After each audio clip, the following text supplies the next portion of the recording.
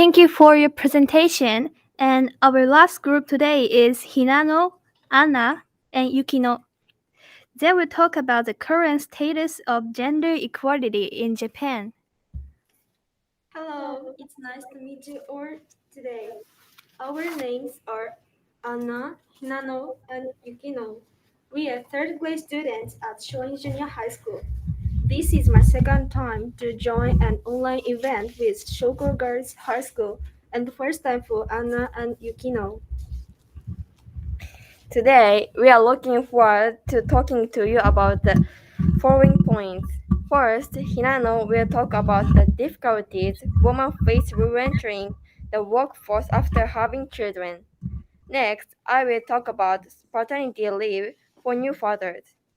Finally, Yukino will talk to you about females in politics in Japan compared with other countries. To begin with, I'd like to talk about one of the main reasons Japan lacks women in leadership roles in the government and large corporations. Today, there is only one woman for every 10 men in parliament. Also, fewer than 15% of senior private sector roles are held by women. Two of the main reasons for this inequality are the difficulty women face re-entering the workforce after raising children, as well as the lack of funding for programs to help them. For a long time, about 60% of women quit their jobs to raise children. However, Japan needs women in the workforce and especially in senior and important roles. It doesn't help that on average a woman's income is 40% lower than a man's. The problem is Japan's strict hiring and work culture. In Japan, many people keep the same job for life. If you leave a full-time job as a woman in Japan for a number of years, it is very difficult to regain the same position. Many companies will hire a young worker and expect them to stay with the company for a long time. Another issue is that the government spends a lot of money helping Japanese mayors in their 50s and 60s reskill, so they can stay in the workforce. We believe that the government should be spending the same money to help women who have been housewives and raising children to get back to work.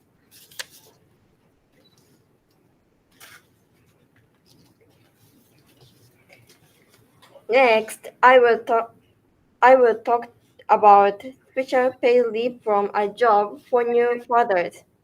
This is called paternity leave. Japan has one of the best childcare leave systems in the whole world for new fathers. In Japan, 80% of new mothers take advantage of the childcare leave system. This is one example of how gender in Japan are actually treated equally.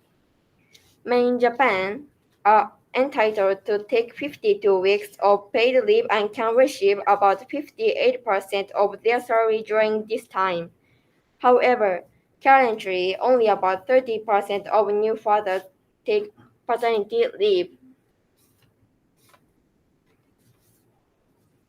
The reason why this rate The reason why this rate is so low is that Japan's work culture does not encourage new fathers to take any off work.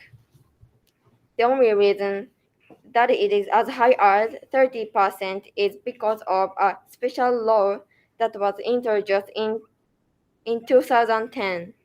Before this, it was very rare for new fathers to take any paternity leave.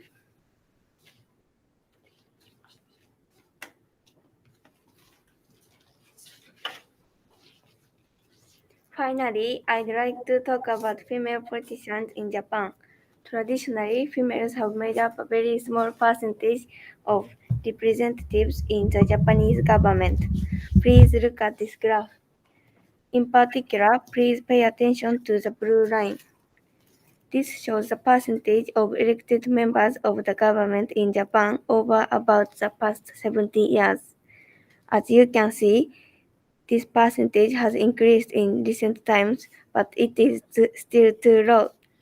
Currently, only about 10% of members of the government are female.